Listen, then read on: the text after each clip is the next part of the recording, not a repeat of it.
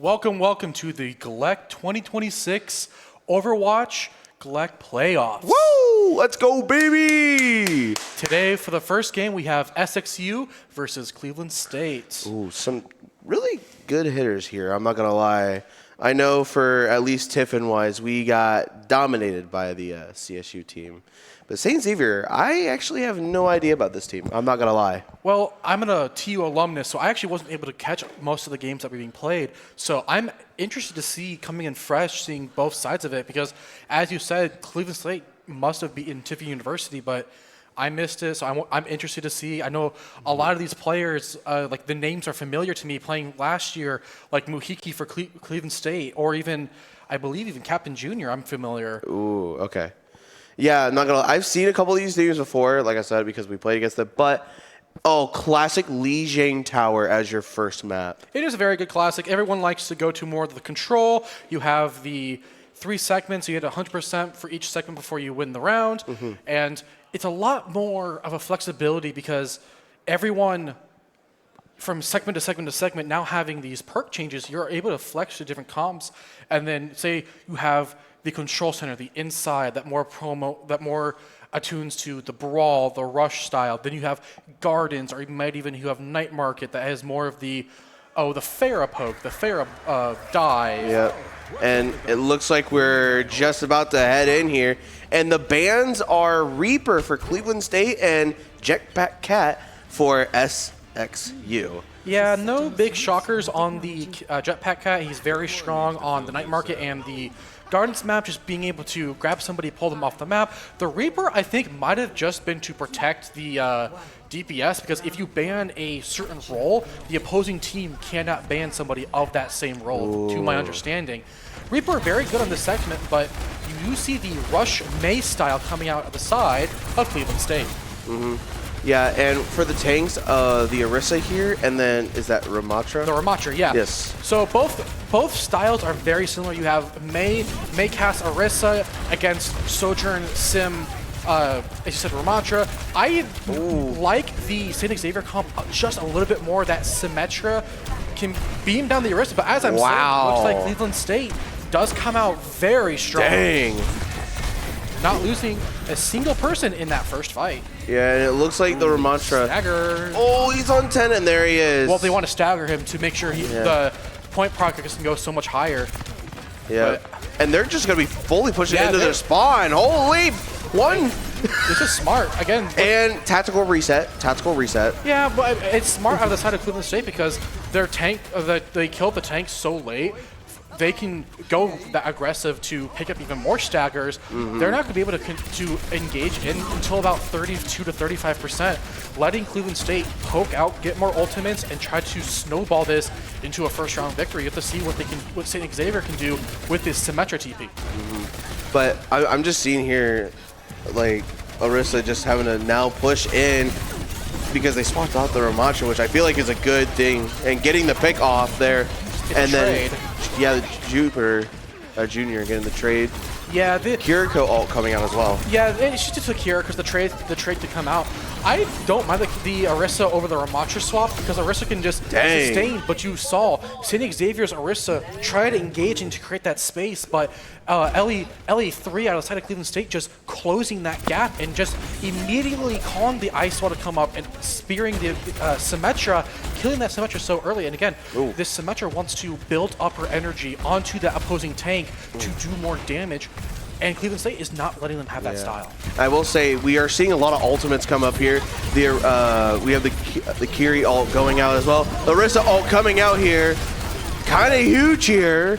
Yeah, it was a really good idea because you have the Kusune rush out of the side of St. Xavier. Wow. As the engage tool, but Cleveland State puts down the Mail as an area denial for that Kiri ult.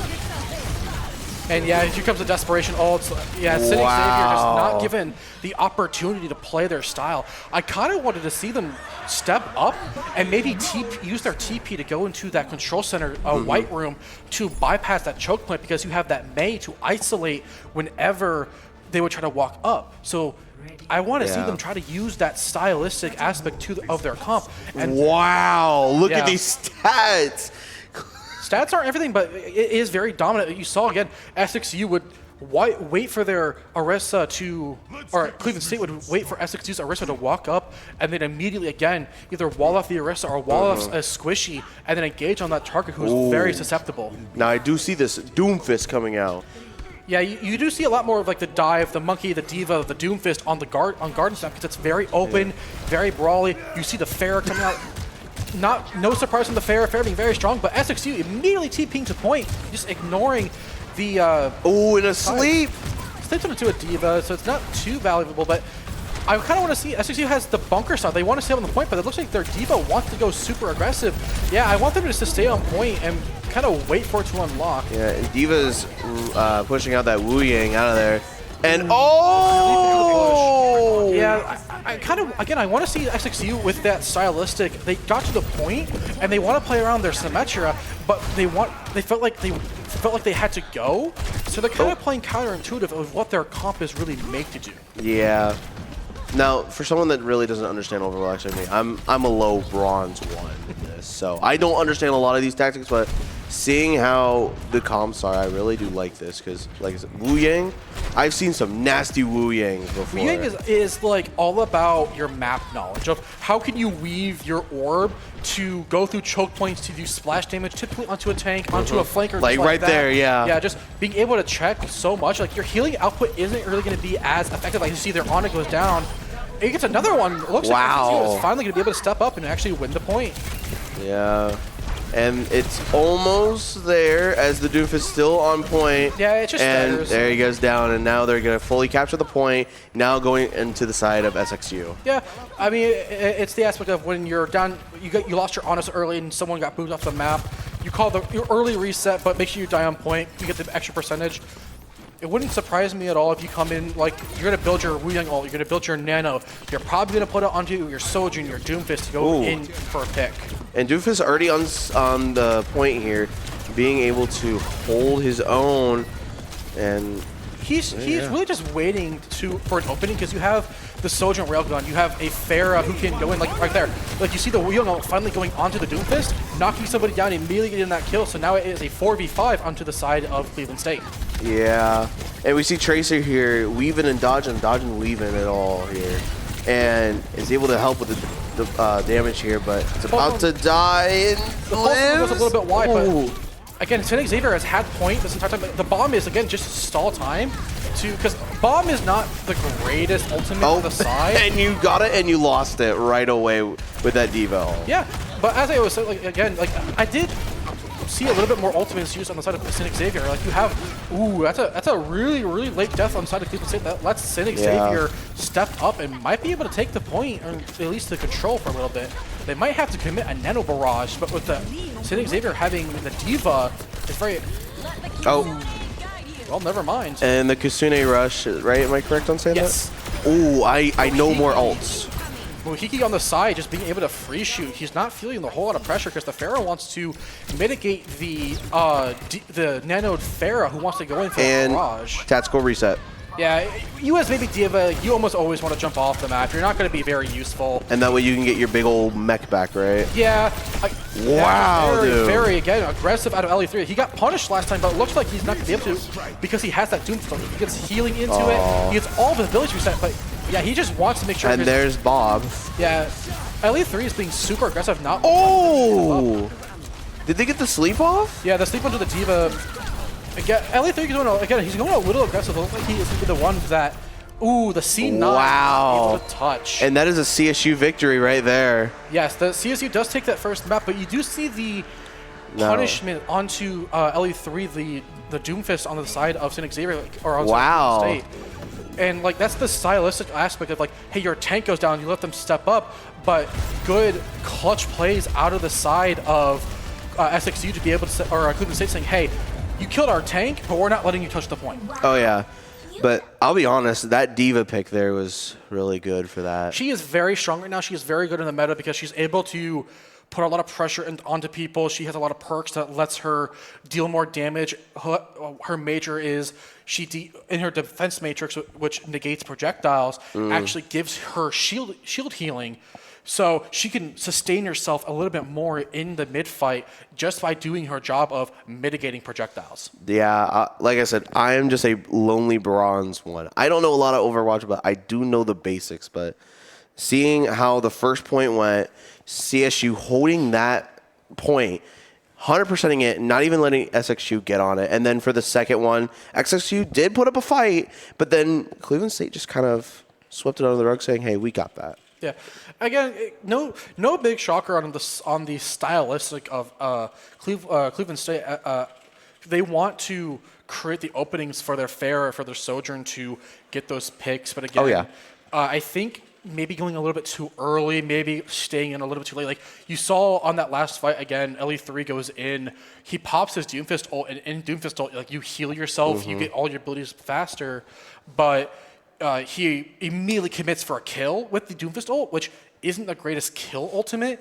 As I play a little bit of Doomfist myself. Yeah. And we have back when I played Tiffin, we had a pretty good Doomfist player in Kurthy Hooper. But Coot the Hooper. Man. The stylistic of he got punished, but again, Cleveland State being able to not let them touch the point, and I think a little bit of confusion between who's touching the point.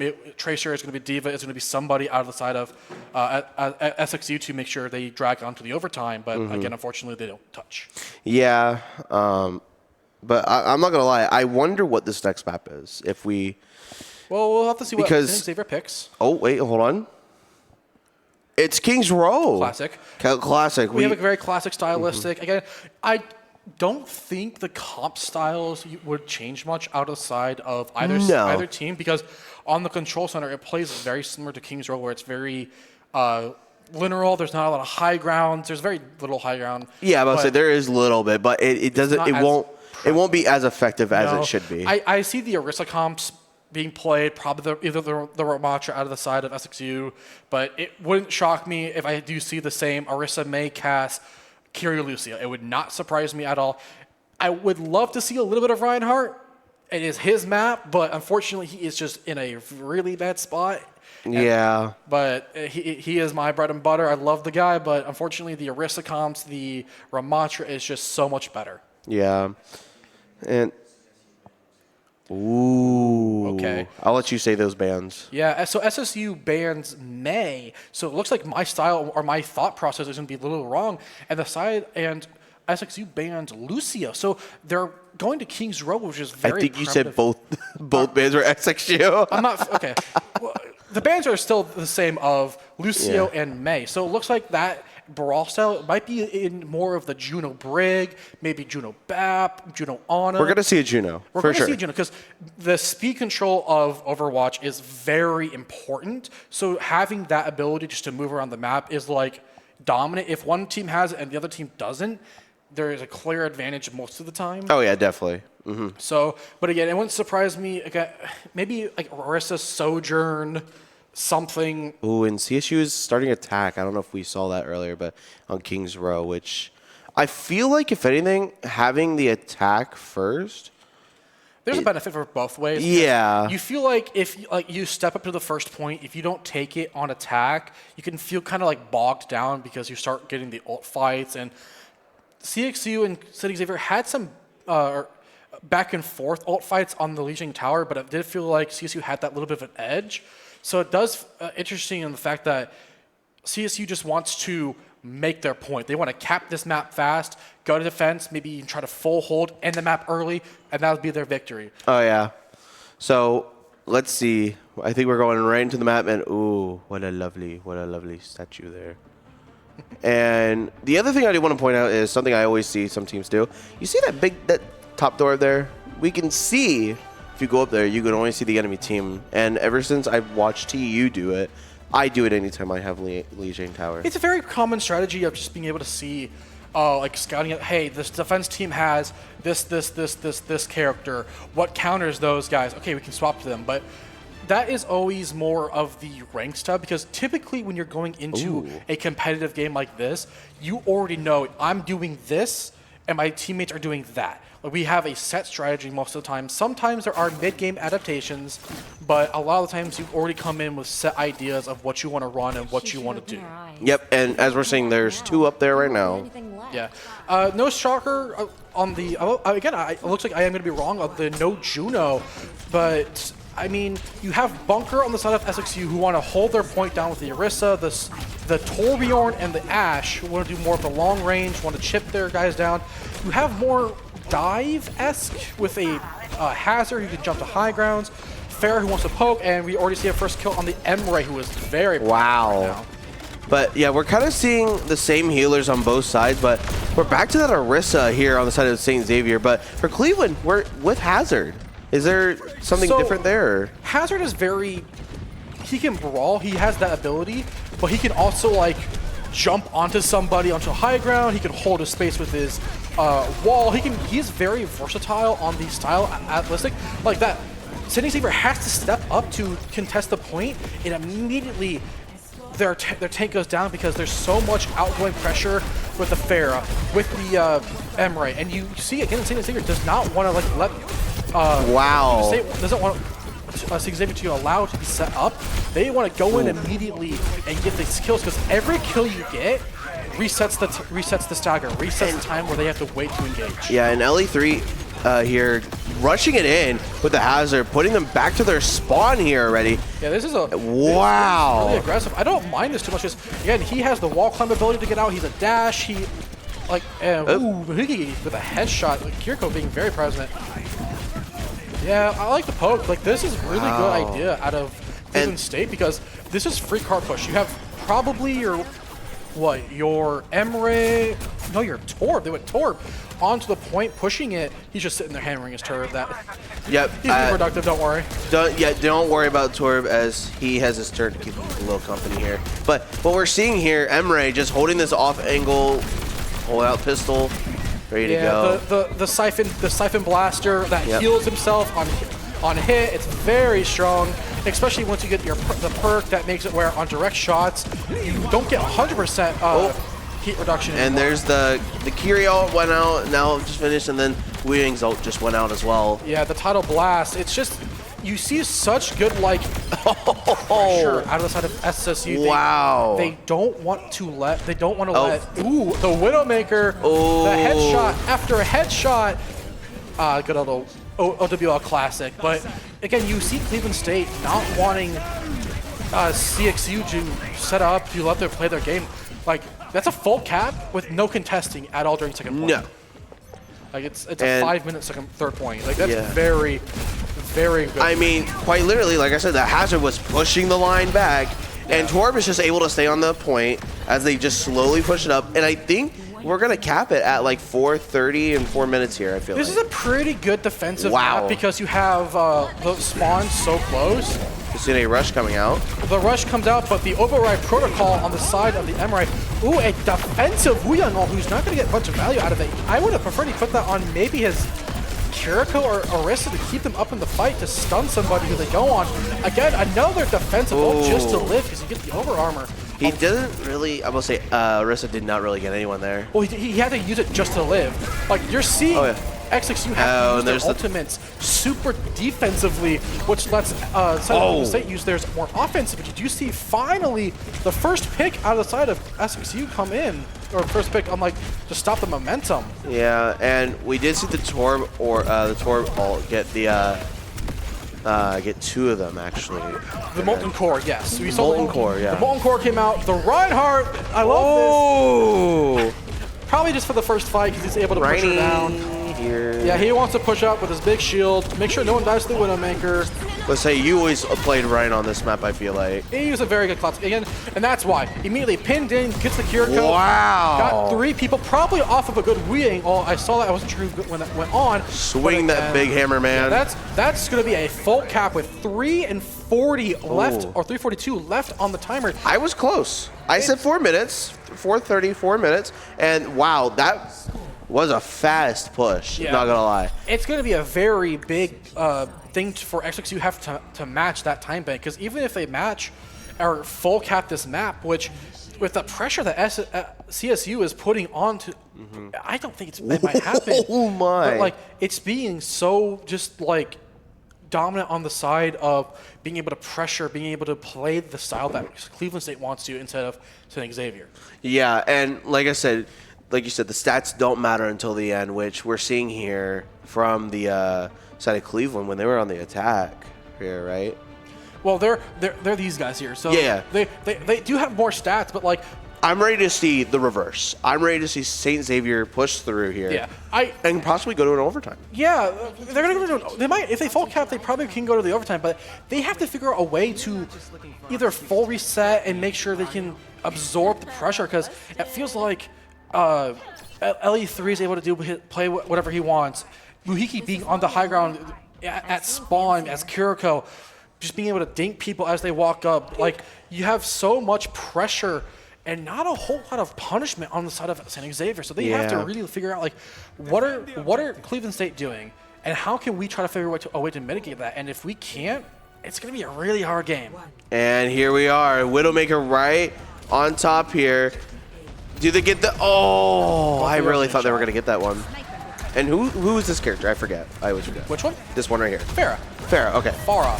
Farah or Farah? It's either. So, interesting enough, Cleveland State comes out with the Roadhog, but I don't like Roadhog. I've never liked him. And they switched to Doomfist. Yeah, well, he kind of died pretty quick. I think it was just a lot of pressure going into all that just damage. And the Doomfist makes sense to just stall, and again, he was playing really well on the Legion Tower, so no big shocker that he wants to go on that, but it looks like he's on the Diva now. Which, again, very strong pick right now, being able to pressure people. Whoa. Good body block. Yeah, they body block the side of Xavier. He might have not been able to get out there, but he does with the Kiriko. Oh, gets the little heal, and it doesn't help. Yeah, that was really smart on the side of LE3, just being able to body block that tank in. And yeah, they do kill the Baby Diva eventually, but they might have wanted to not yet and stagger them even more. That's a huge kick out of Timbo, being able to kill the Kiriko. Being one of the weaving heals, which lets their team walk up maybe, but that Kiriko will spawn and has teleport to come back pretty quick. Yeah, and I'll be honest, this is pretty hard to push on here, as the Diva has been helpful. Yeah, you have the big pick potential of this Widowmaker. Like, you saw go onto the Kiriko, but it looks like the team not being able to step up just yet.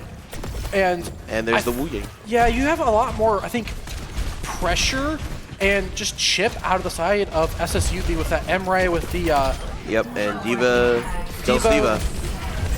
Yeah, you do see the side of SSU finally like step up and kill their tank, but it's such a brawl. I think Cleveland State might still edge out at the end.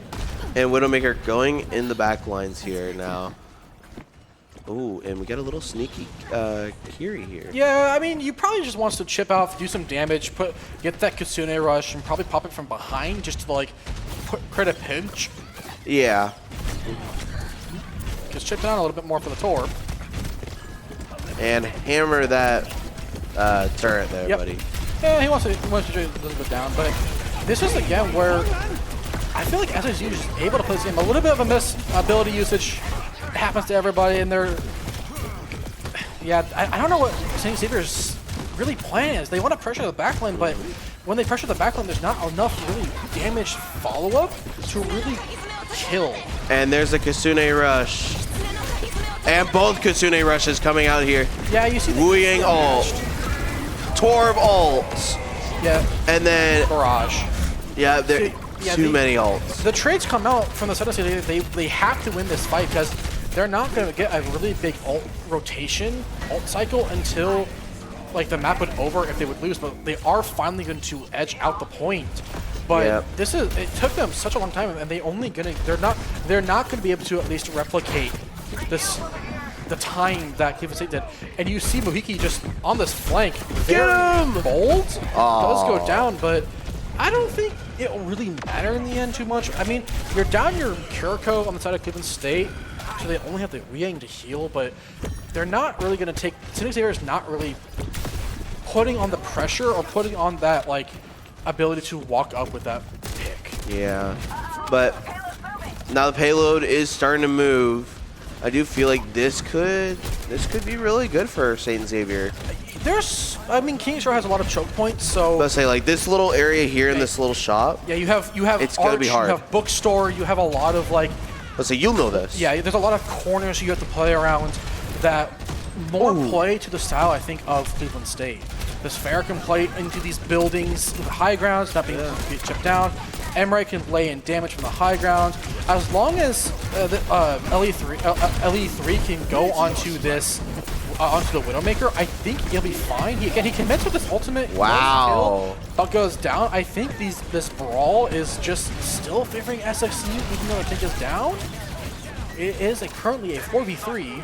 Ooh, that kill may change it though. Yeah, Cleveland State has to back up and let SXU finally get a little bit of space. But again, SSU is fighting for every single inch.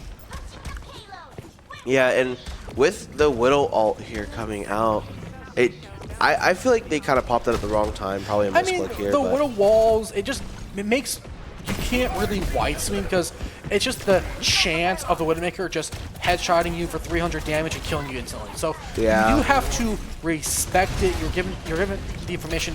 Is anyone flanking? Is anyone doing any kind of shenanigans? But so it's not the worst thing just to use. But you do see that again, Timbo. Oh, some good value on this Widow. Oh, and there's the snipe. Yeah, but the override protocol maxed with the tidal blast, just immediately putting the nail in the coffin. And the stagger onto SXU. This is gonna be devastating. Yeah, and the D.Va just waiting to get their mech back here, and is Doom gonna get him? It doesn't matter. Not yet. Ooh, and D.Va gets her mech back, and he dies for it. So this is gonna be a small time frame where St. Xavier needs to push up super aggressively. They need to get this checkpoint.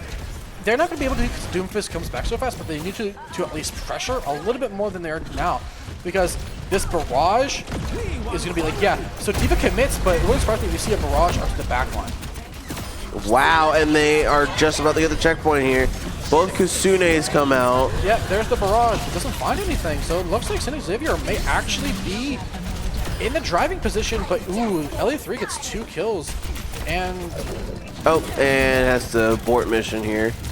I don't know. Wow. They got it. Yeah, that was really well played from St. Xavier. Just like rolling out, playing for the ultimates, and the ults that were used on the side of Cleveland State really didn't find them that edge. And the sustain of St. Xavier won out in the end. That was, I think, just to get somebody out. I was kind of sad. I'm like, Jetpack Cat? No. Hype? No. I mean, you're not... I'll be honest, there's some cool things with Jetpack Cat. When I see in the OWCS where I see Violet just picking up Shoot with the headshot, with the on a headshot perk, just taking people on the side. Ooh. Yeah. All right, you see Cleveland State go to more of the poke style. You have the Sigma, you have BAP, you have the protection of the Brig. This just makes sense. Oh yeah. Mitigate that D.Va, who is, I think, getting a lot of good value outside of St. Xavier onto a lot of the Cleveland State's backline and just onto the Fair and all that. So I like this break swap because the whip shot goes to the defense matrix. And I'll be dead honest. I think Widowmaker, I feel like it's kind of a weird area here to have that. It's a little risky on the attack. Tactical reset. Reset. Yep. It's really hard to get a lot of good value out of Widow on attack on this map because there's a lot of like natural cover. You have so many shielding people. You have Break. You have the Immortality Field. You have Sig Shield, Sig Grasp. Like you have a lot of things to mitigate all that damage. The flank barrage. And down to the last 10 seconds here. Yeah, this is final fight. He's just going for one. He's gonna go for 1 or 2 kills. And he gets 1. I mean, that's good enough. You're gonna come back faster than the other guy. And overtime. Yeah, the D.Va was forced to touch at 1 HP and then dies. Yeah, this is just going to be stagger touches. No one's really going to be able to like turn the fight. This will be a CSU map, and they go up 2-0. What a wonderful matchup that was. I mean, let's be honest. CSU rocking it down fully back to the spawn point. And respectfully, I think this is where I was going to talk about. Yeah, I mean, you did see a lot of good fight on the side of SXU. Like they did put the a lot of good pressure. They were able to go to third point, but third point is really hard when you die halfway through it. Like you have to like push it into basically the enemy spawn. Oh, yeah. Which is why I was trying to say, like on SXU's defense, like they were able to put up a little bit more of a fight, but again, Cleveland State just able to cap with 3 minutes and 42 seconds. Like it was going to be really hard just to match that. Or not even match it, but just have some time to go into overtime in both ways. Like, but no, I mean it's going to be a really like surprise, and you have to be very methodical on what map is chosen because XXU gets to pick the map again. The losing team gets to pick the next map, and Cleveland State, the winning team, gets to pick the side.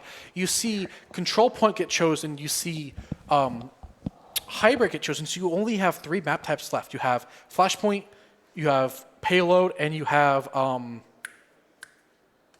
I'm blanking on the last map type for some reason. But at least like you have push. That's push. Yep. And you have to figure out like, okay, they just beat us on dive, so we can't pick a dive map. Like, don't pick Gibraltar, don't pick like those kind of maps. Like, you have to figure out, okay, we're able to match them in rush. Okay, do we want to go to Coliseo, go to Esperanza, like go to those styles of maps, or do you want to pull out something in your back pocket? Do you have a map that you're planning on to win this map? That's so true, yeah. Because whenever it does come down to it, the map is always where you want to have it. But yeah. I think for right now, we're going to go to a BRB real quick just to let everyone calm down after that really fierce Kings Row. Yeah, but, a lot closer than the Lijiang map. But yeah, we'll be right back, and we're going to go through the third map.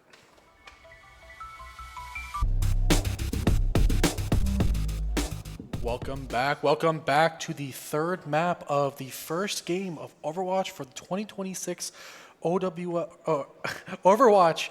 GLEC playoffs. Yes, I have replaced Redstone. I'm missing a Y, but that's okay. You know what? New name. New year, new name. New tag. Yeah. Put it on the New Jersey. There we go. All right. I've replaced Redstone. I believe he is going to do Smash Bros. Yes. Somewhere. But we're getting into this next game. New Queen Street. Yeah, I'm not too shocked. Again, I was talking about the very linear aspect of the rush. Xavier was at least able to put up a little bit more of a fight in the in that rush style, very linear. So I'm no shocker to the side of a Emre band out of the side of Xavier and a Diva band out of the side of Cleveland State. Yeah, shut down that aggression a little bit with that Diva pick. Yeah, I mean, it looks like Cleveland State just wants to hard force the Orisa, hard force that brawl, because like they were kind of dominant on the Lijiang Tower. Like they took it 100-0 and 100, I think, to 42. Again, the Diva, that stylistic on that SXU pulled out on Kings Row with Timbo on the Widowmaker, getting a lot of good picks, but New Queen Street has a little bit of angles for that, but it's going to be a little hard if you want to continue being on that Widowmaker. But it would not shock me at all if we do see the Orisa, Casme, the Kiri Lucio. Yeah, just kind of a standard comp. Like you said, there's some angles on this map, but it's a little more linear, I would say. It's definitely. You have like the first 2 long streets. You have a little bit of the high grounds. Like there are angles you can take as a Widowmaker. Like you can go in this back area with the Mega Health Pack room. You can play on the high ground to your right. Like there's a lot of spots you could set up, but it's all about what will Cleveland State give the opportunity to be for this Widowmaker, as we do see at least hovering on the side of Xavier. Yeah, he's pulling out. And I mean, to be fair, he was playing it on 3rd point Kings, which is generally something I wouldn't see normally for a Widowmaker. Yeah, it looks like we are going to see a little bit of a role swap out of LE3 and Yu. LE3 coming onto the Alari. I know you're a natural Alari lover, and I do love me some Winston, but it looks like it's going to be a wrecking ball out of the side of Telkim. I'm not familiar. And immediately, oh, he does get back on. Nope, second boop. Oh, so close. 2 very mobile tanks going at it. Kind of hard to boop him off there, but still being aggressive here. Gets mated, maybe a little over-aggressive, able to pop the adapt shields, able to roll away, but with that ball out of the fight, that lets the Winston go onto that Kiriko onto the Lucio. When did LE3 die? I didn't think I saw that. He died to Widow. I'm assuming that he the did. Alari might be taking the responsibility of dealing with this Widow. Oh, potentially. I mean, it wouldn't shock me, but it does look like it is a big brawl over this point. I felt like this is a really good sightline for the Widowmaker. It does get able to get the pick, as we saw. And immediately the ball swap. I kind of like this getting off the ball, able to pressure the Sojourn, the Ana, the Winston, a little bit more than the Wrecking Ball. Yeah, it's interesting to see how this swap here for the tank comes in, but he's already going in onto the Sojourn. Yeah, that's what I was just saying. It's a little bit more pressure onto that Sojourn. You have the wall. You can slash after them as they try to dash away. But you gets both supports in the backline. I'm not really sure how that was set up, but it looks like Golden State's still able to push this point just as effectively. Yeah, with no supports on the side of SXU, the rest of the team's just going to have to play a little passive here. No real heals to get them back into that fight. They are going to be able to contest before these checkpoint. Good shot from Timbo. Again, getting good value out of this Widowmaker. And yeah, it looks like SXU, well, again, they seem to like this linear map. Good Huge Suzu. cleanse. We all love Suzu. Very much so. But yeah, it looks like SSU does have a good plan of what they want to do on this map. The wall, does he get punished? Ooh, he does. Good stagger. That might push the bot just about the same, maybe. Yeah, it was a really good stagger, and still might be able to pick up more here, but might Yeah, be going but- a little too far in. Yeah, that's it. You have a Widowmaker who has like the big pick potential, but your Tracer is your main like consistent damage. So being down your Tracer and now down your Lucio, Cleveland State is not letting them let up. They're not letting them reset. The Primal Rage for the Widowmaker. Again, for another stagger. Yeah, this is just a you can't kill me kind of Primal. But it still does. Immediately, as you mentioned it, Yeah. Caster Curse is real, I think he was more just He was way too far. yeah, he was in there. He was sending a message. He was just saying He was making the space. yeah, making the space. I mean, their bot didn't push, but the space was made for the him back on the Wrecking Ball. Back on ball. Wait, no, wait. This is the other side that's running ball now. So it's hi, you run ball, but I can do it better. Yes, indeed. Ooh, LE3 gets 2 kills. Oh, the Eagle challenge onto the Widowmaker. He really wants to go for it. I'm always a fan of these kind of challenges. Big follow-up out of the Wrecking Ball. Yeah, I mean, being able to come back super fast. I kind of like, as of recent, like if you're going to go stall or go try to come back really quickly, I find the Doomfist actually being a little bit more effective in the fight with the Empowered Punch with a lot of that stuff. So I'm surprised we've seen a little bit more ball than I would have thought. Yeah, I think Doom's probably a little easier to work into a comp, but Ball's still definitely very good if the team is around to play. Great stick out of Yeah, he gets the 2.5 Tracer. players. Or Yeah, 1.5. Pylon does count as half a player. Yeah, So 1.5 does players go Vulture. down. The amount of healing it does sometimes, it is. Yeah, I mean, counting if you as a throw it, person. if you throw it at a really high location and no one really knows where it's at, it can definitely just output a lot of healing. But wait, LE3 goes on to the Mercy. What? Gonna pocket the Sojourn? Immediately dies. Yeah. Mercy is just not very good right now, unfortunately. We're in such a fast-paced meta where that's more slow, pocket somebody to do damage, favors, I think, the Kiri Lucio.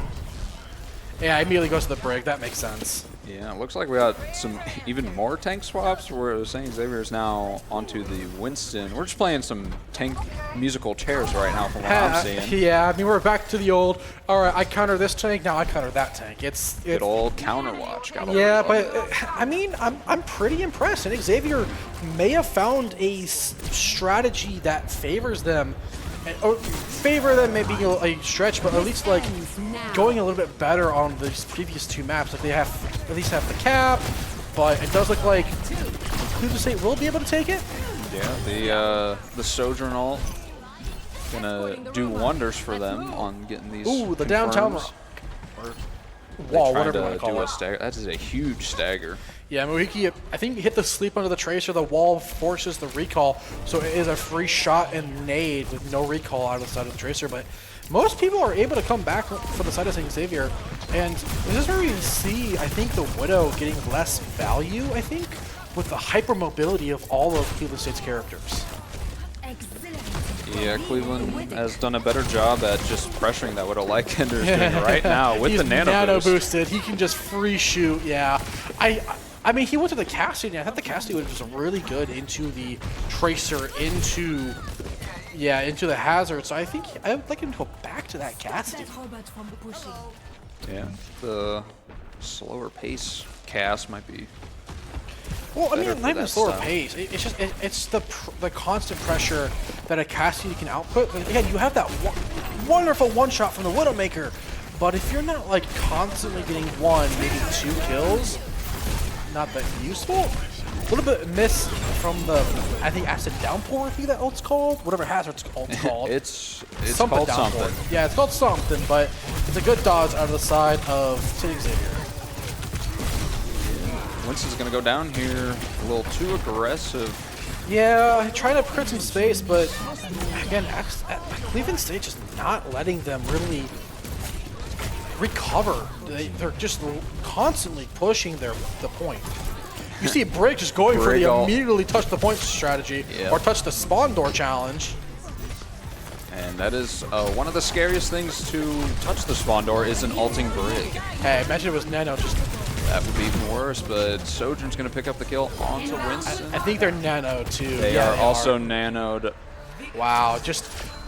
Again, it was pretty well pushed from St. Xavier, but it definitely felt like Cleveland State was in the driver's seat almost the entire time.